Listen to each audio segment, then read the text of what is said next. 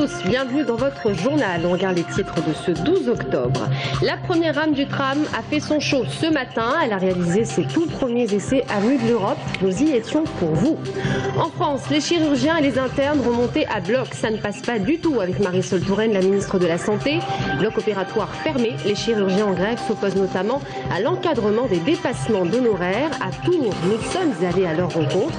On fait le point sur les revendications ce soir. Elle s'appelle Angélique Pitio, elle est tourangelle et surtout elle est championne du monde de boxe thaï. Le sacre pour cette jeune femme qui a mis KO une jeune anglaise. On verra des images époustouflantes à la fin de ce journal. Bonsoir, elle a fait son show ce matin. La première rame du tram a quitté ses quartiers du centre de maintenance pour faire ses tout premiers essais avenue de l'Europe. Un test en grande pompe. Tous les techniciens de Cité Tram, Alstom et Fil Bleu se sont mobilisés. Florent Carrière. C'est une image à laquelle il va falloir désormais s'habituer à Tours. Un tram dans les rues de la ville, ce n'est pour l'instant qu'une phase de test et circonscrite à Tours Nord, mais c'est aussi une nouvelle étape symbolique dans l'avancée du chantier. Elle fait ses premiers essais, ses premiers tours de roue en ligne, donc ça c'est important quand même pour le projet. Premier tour de roue en ligne avec ce qu'on appelle l'ouverture de voie, donc du centre de maintenance jusqu'à Avenue de l'Europe. Bien entendu que tout a été vérifié avant, mais ça c'est de la théorie, et ben là on est dans la pratique et on fait cette ouverture de voie, donc un aller-retour à 5 km/h et après un aller à 20 km/h, un aller-retour à 20 km/h jusqu'à environ midi. Ce matin avaient lieu les essais gabarit dynamiques. Pendant plus de 2 heures, les techniciens du tram se sont donc assurés que le matériel était adapté à l'environnement, vérifier la hauteur des voitures par rapport au quai ou encore la présence de panneaux de signalisation mal positionnés. Une première phase d'essai qui permettra à Alstom dès demain de débuter les essais en conditions réelles. Alors il va y avoir des essais de traction, de freinage, d'accélération. Il va y avoir des essais de confort, stabilité. On s'assure que le train est confortable. Ensuite il va y avoir des essais pour ce qu'on appelle la LAC, la ligne aérienne de contact. Cette rame sera donc testée pendant 2 semaines à Tours Nord dans un chantier qui a été pour l'occasion barricadé. À partir du 1er mars prochain, d'autres ouvertures de voies auront lieu jusqu'à la tranchée dans un premier temps, à partir du 15 mars de la gare SNCF jusqu'à Jouer-les-Tours et dans le centre-ville dès le 15 avril, avant ce que l'on appelle une marche à blanc au mois d'août, cette fois-ci pour tester la ligne dans son ensemble. Et certains Tourangeaux ont eu la chance de la voir à l'œuvre ce matin. Quelques privilégiés du quartier avenue de l'Europe ont pu assister au spectacle. Je vous propose d'en écouter quelques-uns. Je pense que c'est bien. Il est joli. Il est joli, bien fait, quoi. C'est bien. Oui, le design il n'est pas terrible. Hein. Ah, vous n'avez pas de design? Non, comme il est là, il est un peu gris, c'est un peu ce qu'on veut, quoi. Disons que ça change la ville, mais bon, j'ai un peu peur que ça défigure un peu trop la ville quand même par rapport à la place que ça prend en centre-ville, quoi. Il est bien, il est moderne, il est tout ce qu'on veut, quoi. Pas de bruit, tout impeccable, quoi. À première vue, moi je le trouve bon.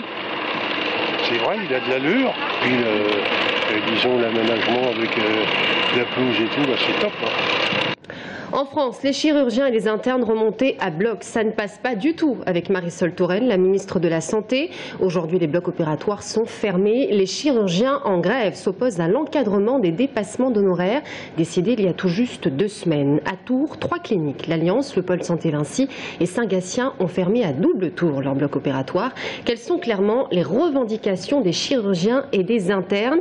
Si certains s'accordent à dire que les abus existent, d'autres rappellent que les disparités sont de plus en plus criante. Explication de Brian Bock. Dans cette clinique privée de Tours Nord, les blocs opératoires ont été fermés toute la journée. Comme ses confrères, le docteur Grassin, qui pratique la chirurgie digestive depuis 28 ans, n'a pas souhaité réaliser d'opération. Il fait grève pour réclamer la hausse des tarifs de remboursement des interventions chirurgicales. Ce qu'il faut bien comprendre, c'est que premièrement, ce tarif, il est décidé par la Sécurité sociale. Il n'a pas été revalorisé depuis 25 ans. Et donc il ne correspond pas au réel prix, au juste prix de l'acte. C'est un tarif totalement déconnecté de la réalité. Hausse des assurances professionnelles, charges à payer. Les chirurgiens et anesthésistes libéraux s'estiment contraints de pratiquer des dépassements d'honoraires. Si les tarifs de la sécurité sociale correspondaient au juste prix des interventions ou des actes, il n'y aurait pas besoin de complément d'honoraires. Hasard du calendrier, les internes étaient aussi en grève aujourd'hui. Leurs revendications ne sont pas les mêmes que les médecins libéraux. Ils protestent principalement contre une surcharge de travail administratif. C'est au moins 40% de notre temps de travail, donc ces 40%-là, on ne passe pas le temps à soigner les gens, et ces 40% ont été pris sur notre temps de repos à nous, c'est-à-dire qu'on est obligé de faire 70 heures par semaine en moyenne, et d'être là sur des repos de garde, donc être là gratuitement, fatigué, pour pouvoir faire tourner l'hôpital. Et ça, c'est une situation qui n'est, à mon sens, et puis au sens de tous les internes de France, plus possible. Malaise général dans les professions médicales. Les blocs opératoires dans les cliniques privées seront en tout cas encore fermés demain. Et j'ajoute que ce mercredi, plusieurs manifestations seront organisées un peu partout en France.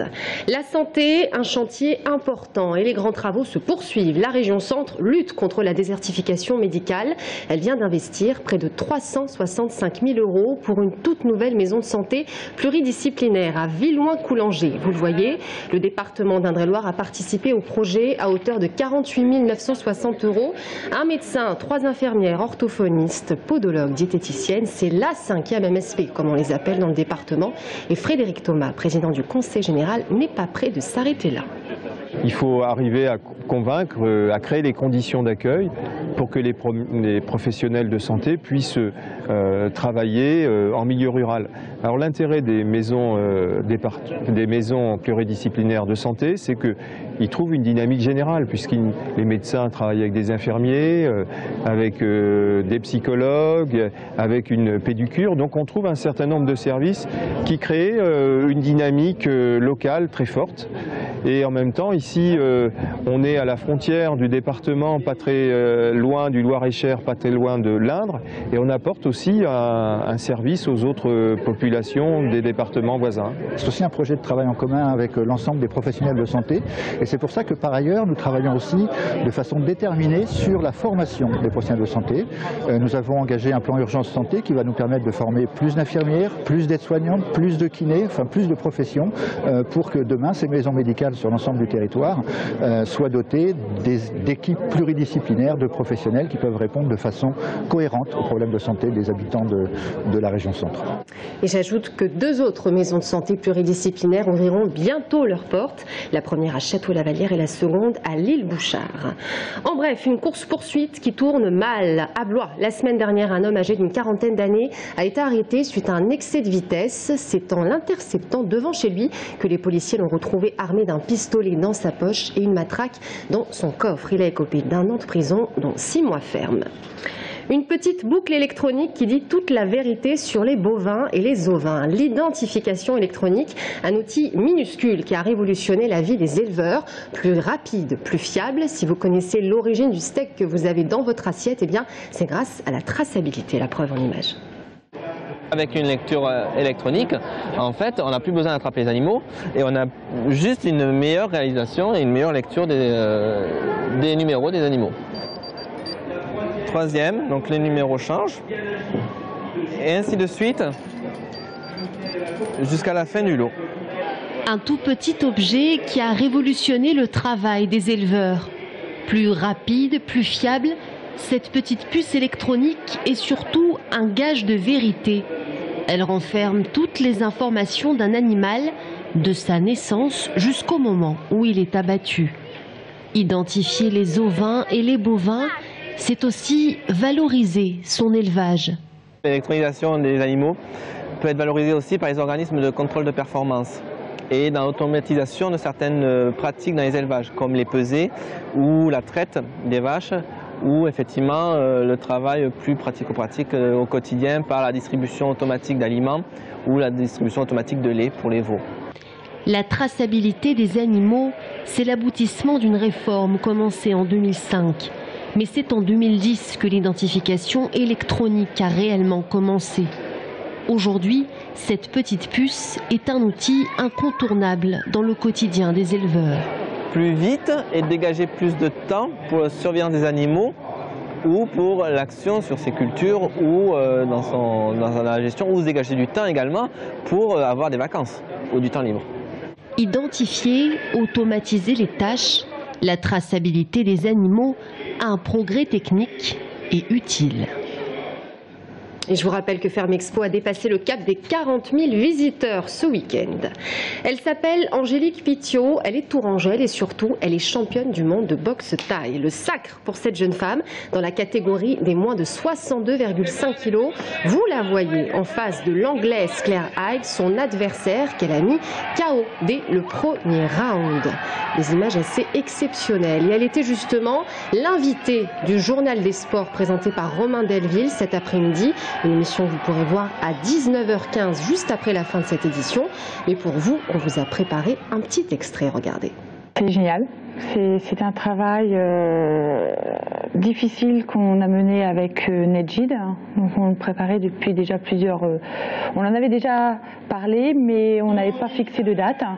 Donc là, ça faisait 2 mois qu'on travaillait vraiment bien dessus. Je suis partie début septembre donc en Russie faire un championnat du monde amateur. Là, c'était un championnat professionnel chez nous, à Tours, organisé par mon club. Donc là, c'est génial. Et ne ratez pas l'intégralité de cette interview dans le journal des sports à 19h15 ce soir. En basket, l'ADA Blois est à la tête du classement de National 1. C'est le joueur Davin Davis qui aura mené son équipe ce week-end. Les Blaisois ont joué contre le Centre Fédéral. Le score 102-81, mais le vent pourrait bien tourner face à La Rochelle le week-end prochain. Un adversaire dangereux pour nos joueurs.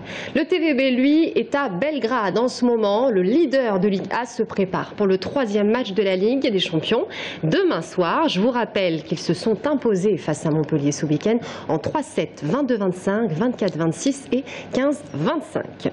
En football, le Tour FC a fait match nul face à Guingamp ce week-end. Le score 0-0. Le gardien de but, Benjamin Leroy, vous le voyez, a fait un beau travail. Il n'a laissé passer aucun but dans ses filets. Guingamp aura pourtant tenté à 2 reprises jusqu'à cette belle tentative du côté des hommes de Bernard Blacard. Elle est signée Prince Onyangé. Et justement, on l'écoute. Un bon point au niveau de notre solidité défensive, ça a été une vraie satisfaction. Voilà, on est solidaire à l'extérieur, bon à nous de le répéter pour prendre le moins de buts possible à l'avenir et pouvoir marquer des buts pour gagner les matchs. Voilà, et c'est ainsi que s'achève notre journal. Merci à tous de nous avoir suivis. Dans un instant, l'invité de la rédaction, Thibaut Coulon, conseiller régional d'hiver droite, qui sort de son mutisme médiatique. On le voit dans quelques secondes.